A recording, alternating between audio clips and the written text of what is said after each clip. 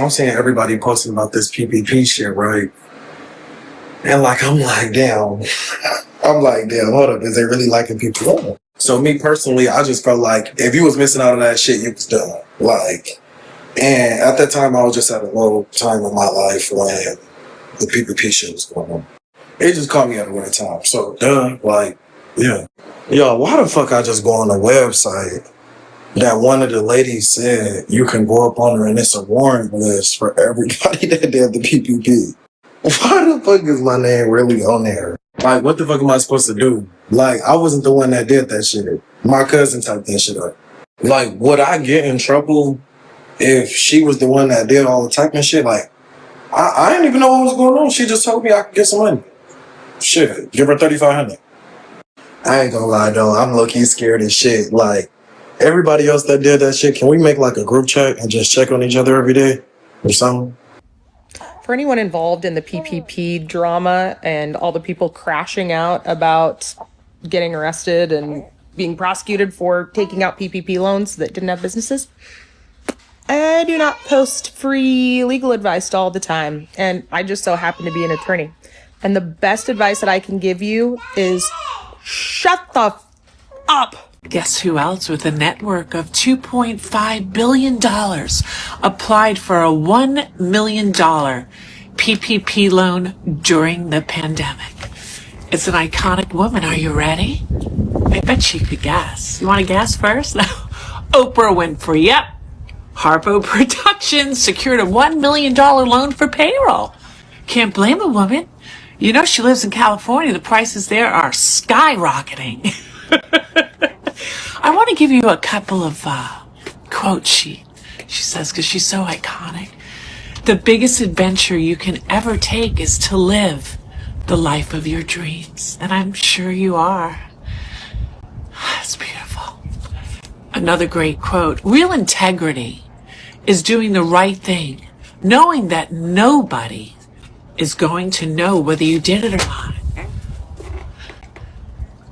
PPP loan is for small businesses. Just saying. Just saying.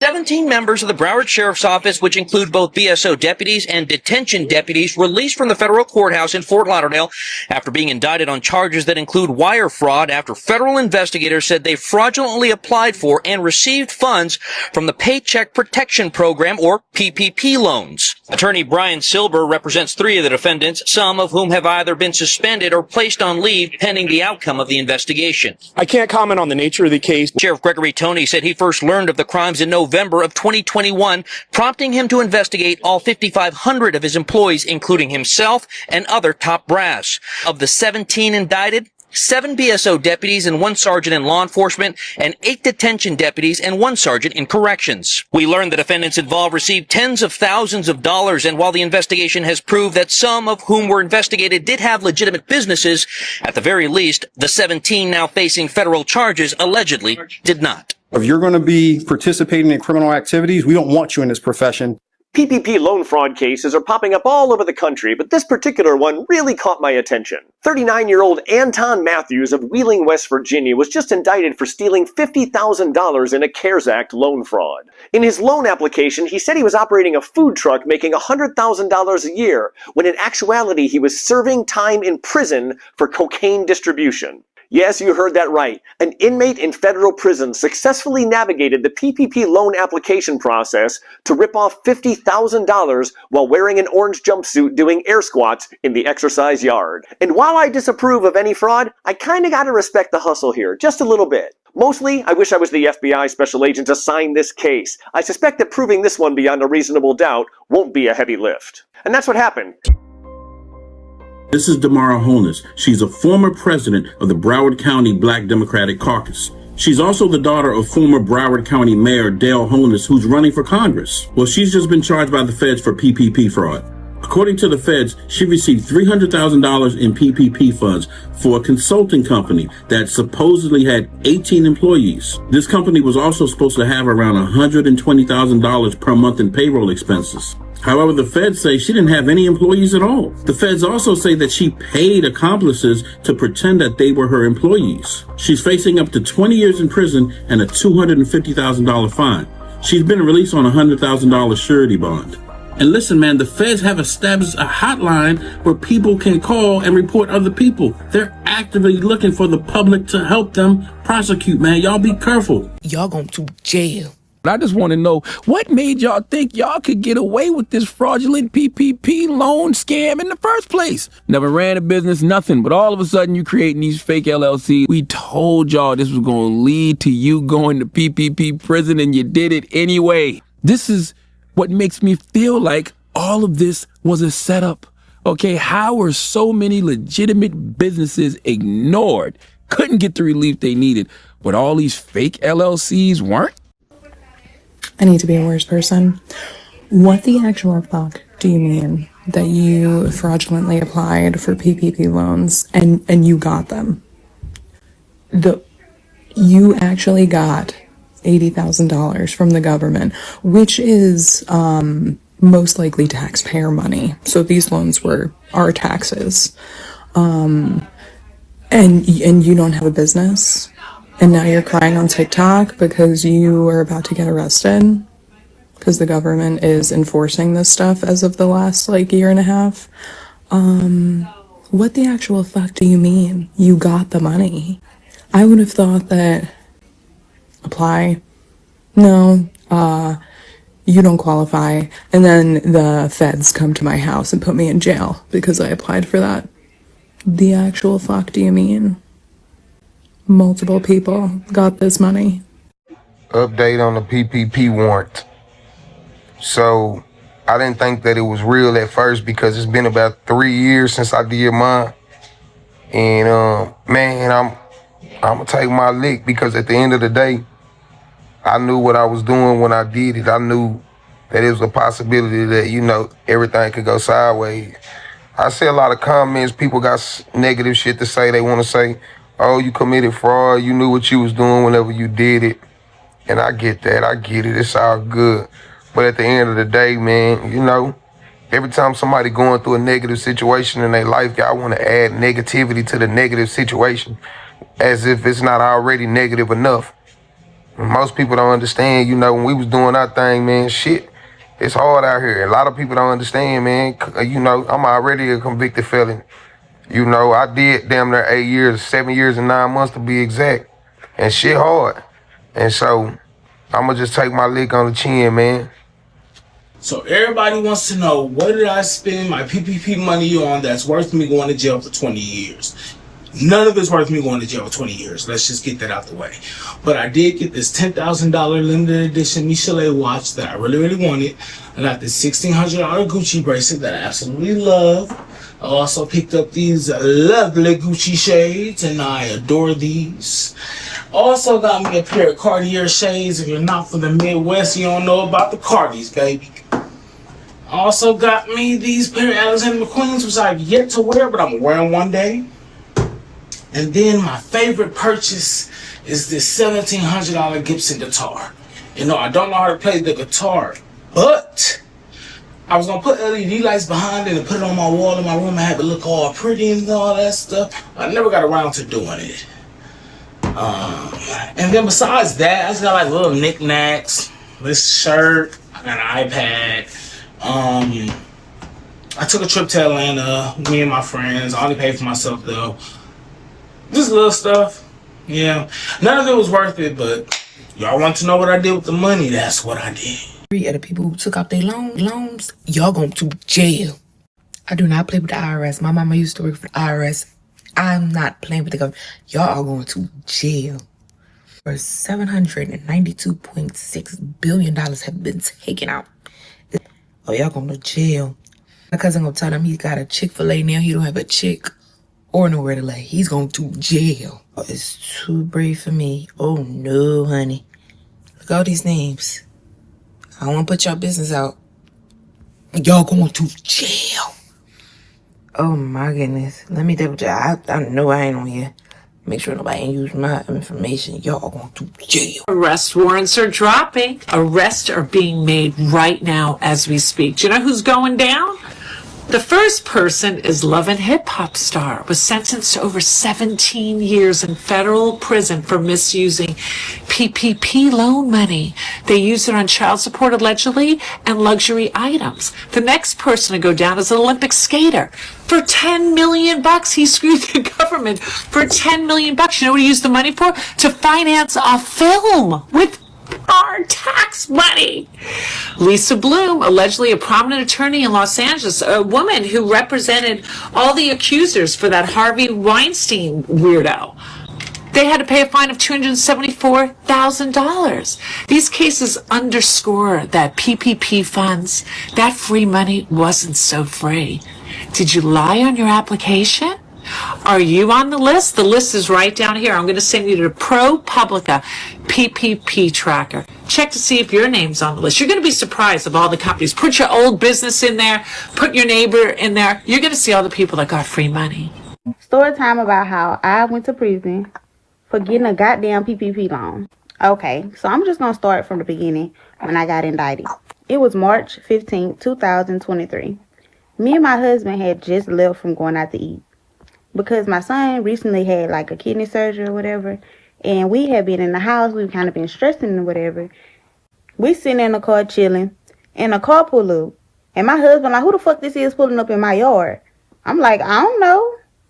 Shit, you know how they be tripping. You know, them young niggas be paranoid. I look at my husband, he look at me. Shit just started getting weird. Okay, then after that, they come to my door and they give me a piece of paper. They say, oh, you just got a PPP loan. You're just going to have to pay it back. I opened up the goddamn envelope, and it say, Samarian Kingston versus the United States of America. I could have lost my motherfucking mind. Mind you, I have a real business. I'm a hairstylist, so all I do is go to work and go the fuck home. So I'm like, what the fuck? That was literally like the worst day of my fucking life, because I was so scared and I didn't know what to do.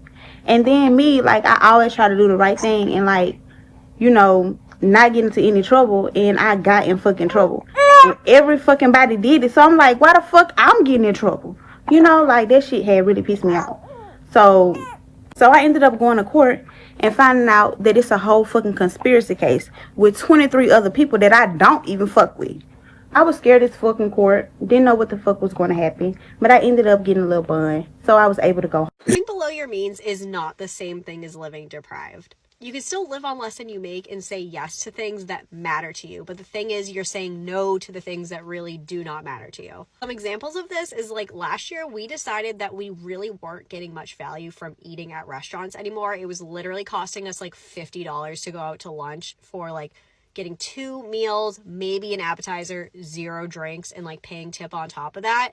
And we were getting like a subpar meal that we could make at home. So instead of like going out to eat as often as we were, we're just choosing to put more of that money into our grocery budget and cook really good meals at home. And the same thing with coffee. Like, there are only so many times you can go and get coffee out and bring you the same amount of joy as it did that first time. And I really like to save going out for coffee for like emergency situations, or like when I really need a pick-me-up, or just saving it for a special treat. So I choose to buy like higher quality coffee beans or coffee grinds, and making that really good coffee at home and learning how to do that. And then just like buying really good products and investing in them that will last. Like, I think that is way more worth it to buy like the $300 air fryer that's going to last you 10 years than buying the $50 one off of Amazon or TT Shop, and it lasting 6 months. Living below your means doesn't mean just choosing the cheapest option every single time possible. It means choosing the things that actually matter to you and like making it align with the life that you want to live. What are you guys doing to survive in this economy? And my answer is staying put. I've been in this apartment for about 7 years. Now, it's a little outdated, maybe a lot outdated. I remember watching this video like almost a year ago. And basically the young lady, you know, she had kind of like the black girl luxury aesthetic going on, but she had just moved to a brand new luxury apartment. And she was kind of having a transparent moment by saying that since she's moved from her old apartment to this luxury apartment, which I'm sure she deserved, she can't do as much as she used to do when she was in her old apartment. And one of the things that she enjoyed doing was traveling. So since she's moved into this luxury apartment, she can't travel as much as she used to. And she said that she had to pretty much come up with a strategy to figure out how she was going to do that because, you know, she was just like, I'm ready to move out of this luxury apartment. Like, she still made a lot of money, but majority of her money was going to rent. And so the small little luxuries that she enjoyed about life in her old apartment, she no longer could have them all. And I wish I could find this video. When I first saw it, I was just like, oh, wow, you know, I meant to save it and I forgot to. But she basically followed up and said to make a list of like 5 to 10 things that you always want to be able to do. Like, and so, of course, on her list, she had traveling as one of the things that she enjoys doing throughout the year. Not just one trip a year, she enjoys to frequently travel. But she encouraged other people to come up with a list of their own. So what are 5 to 10 things that you need to always be able to do to make yourself feel happy after working all week, after, you know, going through life all week, and then tailor, you know, your living arrangements to that. She went on to say that, you know, she had like, you know, stainless steel, all the upgraded appliances, but she was looking at apartments and they all had like white refrigerators. But she said to be able to do what she wanted to do, which was travel every other month, that was something she was willing to sacrifice. I definitely think that's a good strategy. And for me, that's something that I've been kind of working on. What is it that I want to always be able to do, whether I'm making $50,000 a year or $500,000 a year? What is something that I need to keep me happy? You know, everyone's going to have a different list. Some people might be like, I just want to be able to DoorDash food and not worry about the extra fees on Friday. Some people might be like, I just want to go out for a couple drinks every week with my friend. And for some people, it's like, I need to be able to travel every 2 to 3 months. Whatever your list is, you know, then tailor that and then look at different ways in your life that maybe you could scale back. And I think for a lot of people, that would be the living arrangement. If I can find the video, I'll definitely keep looking. I looked everywhere for her video. But this video reminded me so much of that video because, you know, a lot of people say like, well, how are y'all getting by? How are you? And it's like staying put, living below our means. It is much harder to lose when you live below your means. For the first 3 years of my 20s, I have been absolutely blessed to work within the real estate industry. Now, I am no longer active in the real estate industry, but I say I was blessed to work within the industry, not for the money that you can make or the homes that you can buy, but because you get to see what people do with their money. On one end, you get to see people who make way more money than you, how they invest it, where they're putting their money, and ultimately how they're getting a return on their investment. On the other end, you witness and hear stories of people who put their money into deals that turn out bad, whether that's just a basic residential purchase or whether that's a bad investment deal. Over time, all of the information and stories and instances that I've seen have affected how I actually handle my own money. Of course, when you are young, making more money is very, very important. But I can tell you what's more important is that you don't make more money and build your life off the money that you're making. So if you finally graduate college and get that $150,000 paying job, do not live your life like you're making $150,000. Yes, you can surely go out and buy the new home, you can buy the new car, but I can tell you from experience that doesn't necessarily make you more happy or give you the freedom that you're actually looking for. Most of the situations that I've seen turn out bad are usually because the people in the specific instance aren't able to pivot when needed. So if I help a client buy a home and they lose a job, they are not able to afford the life they created based on the job they were working. So if you're young and watching this, before deploying your money into anything, understand that you want a level of comfortability and freedom, like your baseline, that is probably way bigger than you think it is. But that's a good thing because once you have that, you are going to be able to pivot whenever needed, and you're still going to be able to get the things that you want. So the lesson in this is to live below your means. If you live below your means, you can bounce back even if you go back to zero. If you live below your means, it will give you the level of comfortability and freedom to pivot whenever needed. Boy, it's a good day to be a law-abiding citizen, man. I tell you, bro. A lot of people that thought y'all got away with that PPP loan, it just took them 4 years. But they own y'all ass now. But they knocked on that girl door. She tried to call her mama. Her mama, I don't know nothing about that. Hey, you might as well go with them. You might as well go with them. I don't know nothing. Her mama say, just go with them, bro. They like, hey, are you this person? I don't know. Let me go in the back and make a call. Are you this person? But they got her for the PPP loan, bro. She thought she was slick. Y'all thought y'all slick. Listen, I ain't wishing jail on nobody. But us people, they know that didn't do the PPP loan. We just kept doing what we had to do. We struggled. You know what I'm saying? Because we knew y'all day was finally coming. And y'all day finally coming now. I said, I don't wish jail on nobody, but y'all thought y'all got away with it. Everybody bragging, oh, I did the PPP loan. They never went to jail. Now you're going to jail. And us law-abiding citizens, we can celebrate like, hey, we didn't do it. But it's crazy. But like, they knock on her door, try to call her mama. It's too late to call your mama now. They sent you letters. They put you. It's too late. I'm sorry, bro. Get out of here. Seth Rogen took out a $1.8 million PPP loan. And before you watch the rest of this video, in December, I think, of 2024, he came out with a new drink. It's called Houseplant. I suggest you go and support him and buy it because it has 3 milligrams of THC in it, and it might help the hit when I tell you that his loan most likely was forgiven. A lot of them were. So from what I'm reading, it's just if the company met certain criteria, they forgave the loan, is basically. So if you paid payroll, you did this with the money, you did that. I don't know if anything was checked on anyone, but we know. So he says his quote, he's worth $80 million. His quote, life as I see it is R-rated. I don't even know how to answer that, but stay tuned because today I'm gonna bring down the banking system.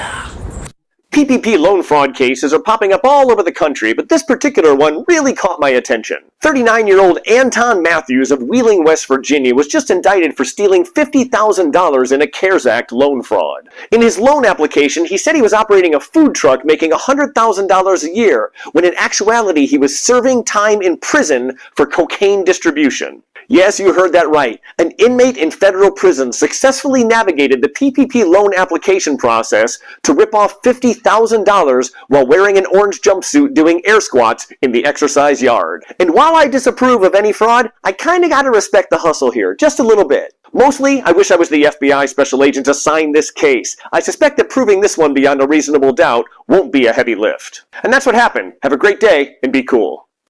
Remember those PPP loans y'all did? Y'all was so hood rich. Y'all was riding around in the Hellcats, SRTs. Everybody was jealous of y'all because y'all was rich as hell. Yeah, the PPP warrant list is out right now. It's on the website. You're going to jail. I wanted to do the PPP, but I didn't because I was getting unemployment. I had a motherfucking job. The bitches that was doing PPP ain't had no job. That's unemployment was giving like close to $2,000. You didn't even need to do no PPP. But yeah, baby, you're going to jail. The warrant list is on the internet. They're coming to get you. You might be like, well, Artie, they're coming 5 years later. They're coming to get you. I seen a couple of videos where people were getting arrested because of the PPP they did 5 years ago. 5 years ago, they're coming to get you. Was that $20,000 worth it? You only had to sell your in jail. How you going to eat? I bet you don't have that money now. I bet you didn't flip it 20,000 in your life. To be risking your freedom. To freedom. If you did that PPP, you might want to check that warrant list. They're coming to get you. You're going to prison. We need to talk about how badly the United States fumbled COVID. And I specifically want to talk about the bullshit Paycheck Protection Program loans. If you don't remember, those PPP loans were offered to employers to help protect people's jobs during the COVID shutdowns. And the idea was, oh, if we give money to the employers, then they'll give that money to the workers, and then workers won't lose their jobs. That didn't happen. Instead, a large number of people who didn't even have employees fraudulently applied for loans, got them forgiven. Some of these companies laid people off anyway and still got their loans forgiven. Case in point, I have an employer I'm suing right now. I know for a fact they laid people off in 2020 and 2021. But I looked them up on the PPP loan website. They got $4 million in loans forgiven.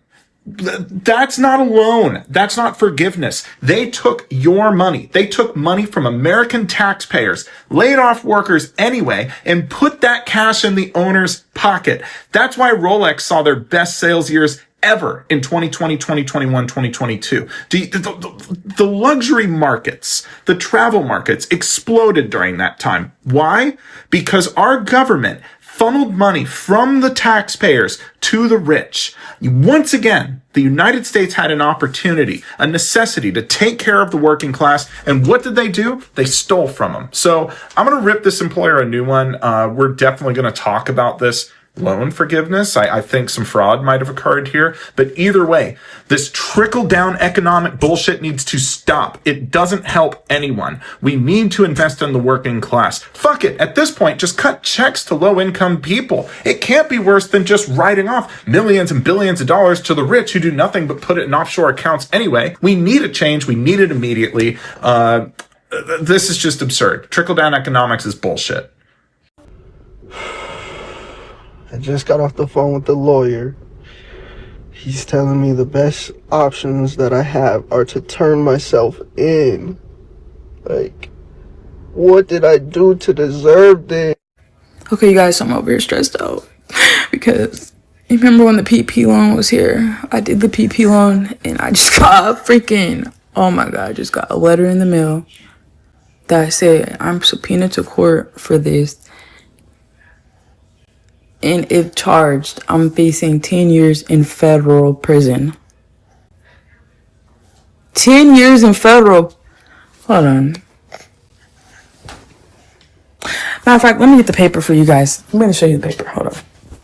Because what the fuck? 10 years. Hold on. I'm trying not to cry because I'm trying to make sure. Baby, just when y'all thought that y'all got away with that PPP loan shit, they said, give me that, like, run me that, like, y'all should have knew that y'all wasn't gonna be able to, like, scam that money from them people and not have no consequences. Clark Dixie. So this guy posted on Facebook and said, Lord, everybody who got the PPP loan, they coming back for they shit. I had the loan forgiveness and all. I can't be the only one that got this letter. That motherfucker say, if you don't contact us, the United States of America will file a civil suit. I don't want no smoke with them. So inside the letter, it says, Dear Mr. Starks, this office has received information and documentation establishing that you improperly received a forgiven PPP loan under the CARES Act and the principal amount of $20,832 through false representation and violations of the False Claim Act 31 USC. It says that the Financial Institution Reform, Recovery, and Enforcement Act partially codified at 12 USC. It went on to say this letter constitutes a demand for repayment of the total following amounts according to attached certified statement of account from the SBA. It says $20,832 for forgiven PPP loan principal, $122.10 for interest for forgiveness, and $2,500 for PPP loan processing fee. Baby, they is not playing with y'all. Not. Baby, this is the measures for the motherfuckers who missed out on a PPP loan. Baby, I sure got that motherfucking PPP loan, bitch. And when I say bitch, I was living. Let me tell y'all where I was when my money hit my account. Baby, I was in a tub relaxing. Bitch, some just told me check my account. Bitch, I say 25. Oh, wow. Woo.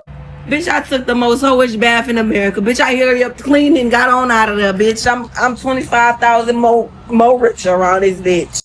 And guess what? Motherfuckers didn't even know I got the PPP loan because bitch, it was nobody business but mine. But guess you got to know. Chances make champions, baby. I took that motherfucking chance and guess what?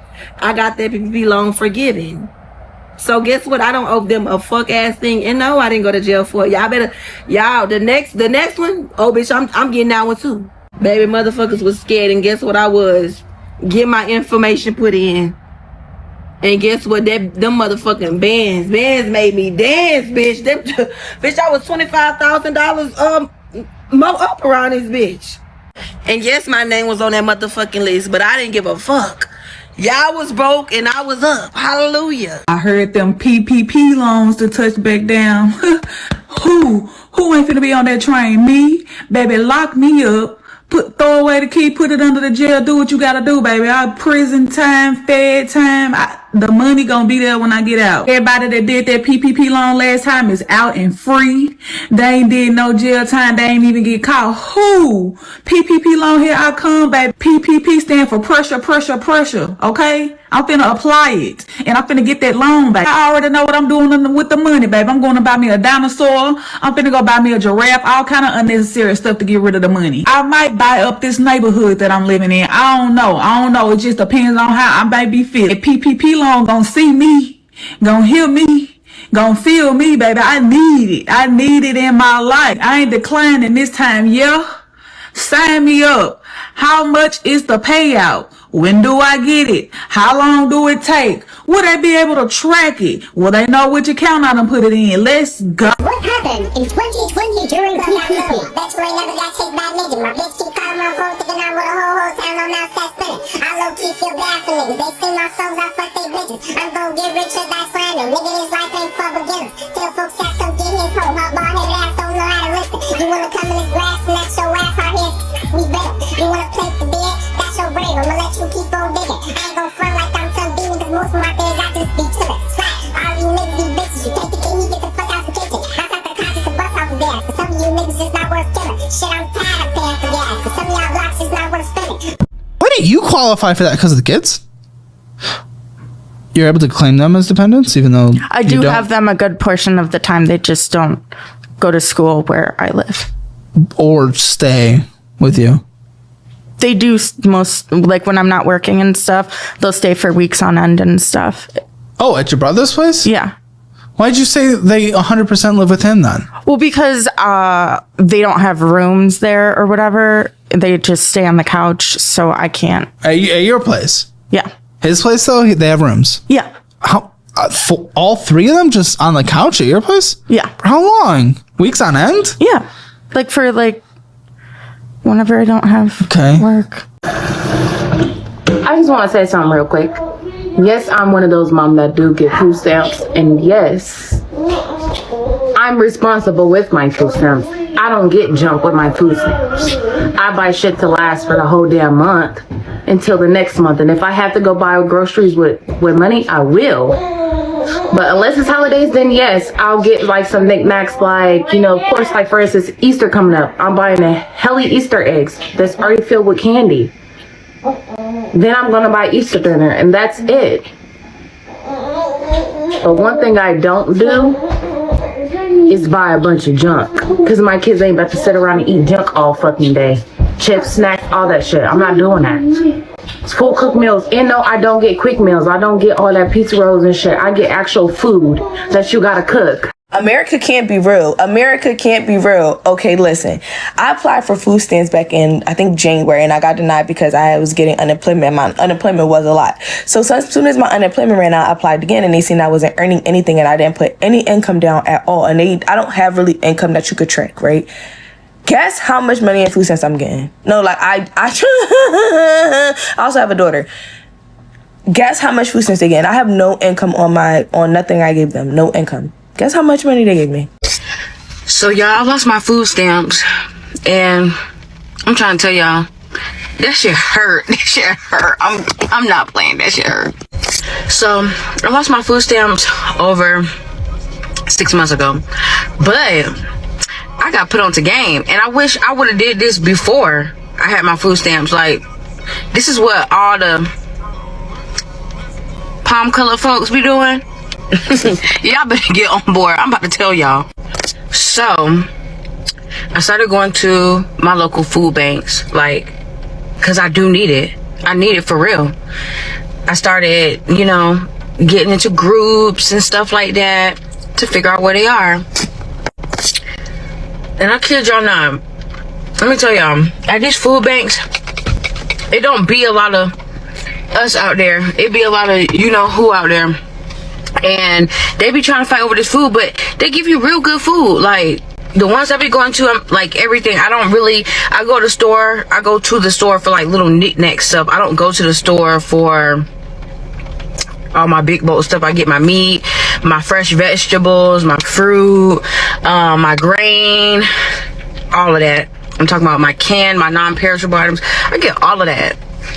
And I'm grateful.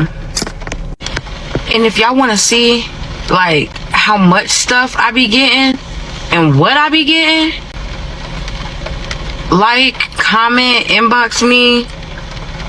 If you around in my area, you know, I'm in Georgia, let me know. I could probably help you. Mama, I love you. P.O.P. That fucking PPP loan got my motherfucking ass. Y'all going to jail. The FBI is arresting thousands of people right now that took out PPP loans. All I know is my side of the story. I can't tell no other story. I'm innocent. And Mama, I love you. P.O.P. Only die. Right, these are good people for baby for life. The PPP warrant list is real. They have a real page with my fucking name on it for $37,000. Not only $37,000, but also because I used my child's father's name to open up a bank account to get $18,000. Y'all might not see me too much longer. I ended up getting a letter in the mail from the IRS. That fucking PPP loan got my motherfucking ass. That shit got me.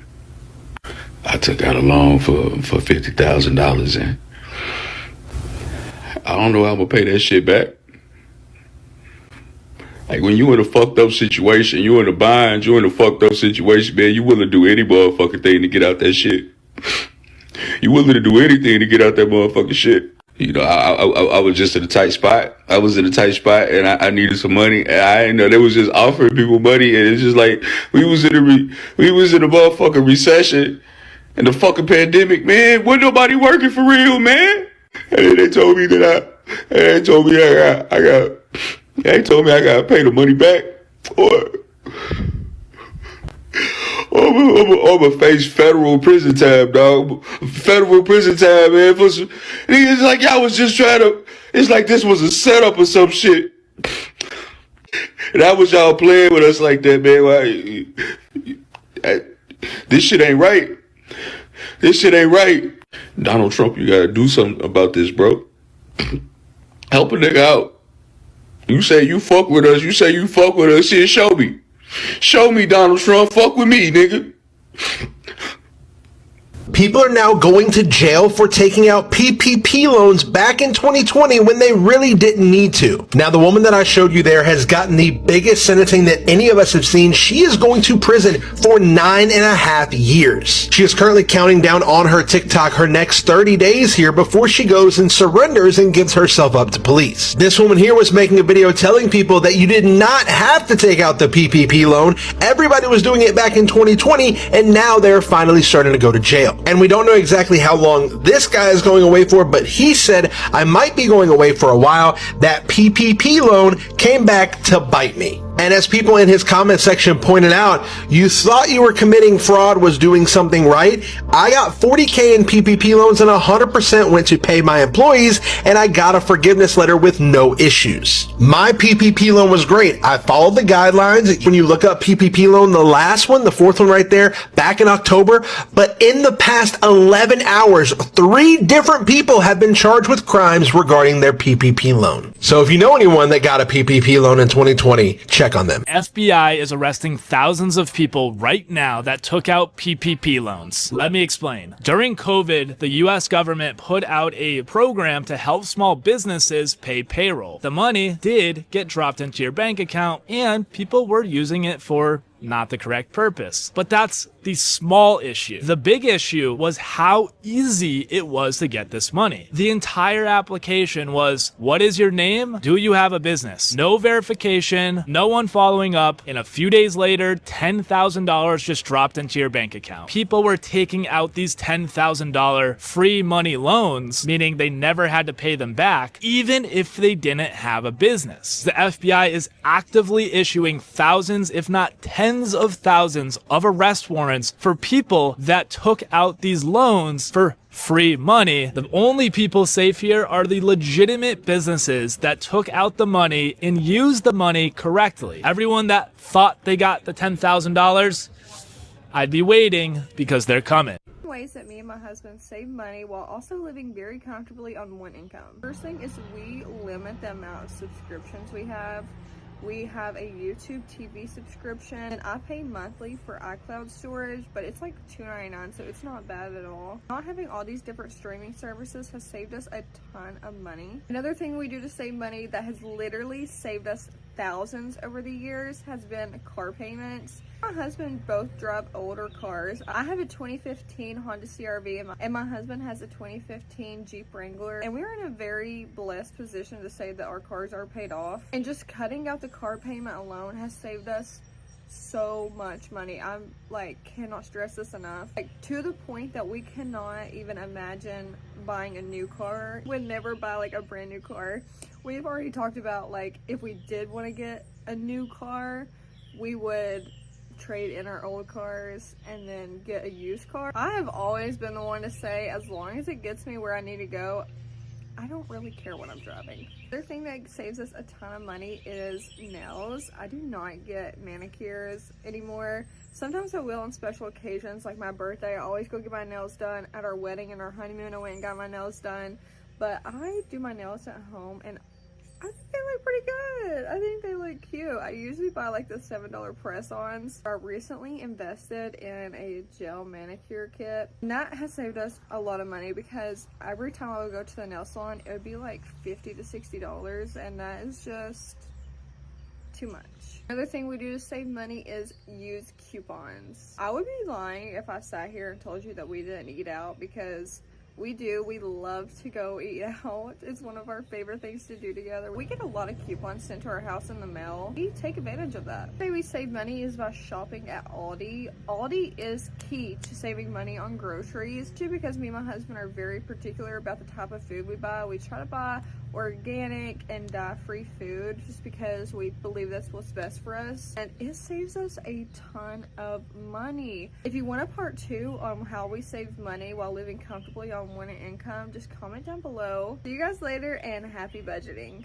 How are people affording life right now? I have a feeling some of y'all aren't gonna like what I have to say, but I'm gonna say it anyway because I love you and I want you to win. Taking all emotions aside, if you are struggling right now to make ends meet, you need to ask yourself the hard questions. Do I need to increase my income, or do I need to decrease my spending? Some of y'all are out here not wanting to take a hard look at your situation and see what your reality is. And that's the other thing. Number 2, you need to choose reality. Maybe you had a plan to drive this fancy car because you think you deserve it, and maybe your reality is you can't afford that car payment. I promise you are not struggling because of the basic needs. Has life gotten more expensive? Yes, of course it has, but your problem is not the basic needs. You are struggling because you are choosing to live way above your means. And before y'all come at me, I see all the $300, $400 hauls that y'all are doing, and I'm like, aren't these the same people that are saying they're struggling? Like, why are you doing that? Or the sold out shows that all these artists are having, who's filling that up? You guys are. Again, you got to take a hard look at your situation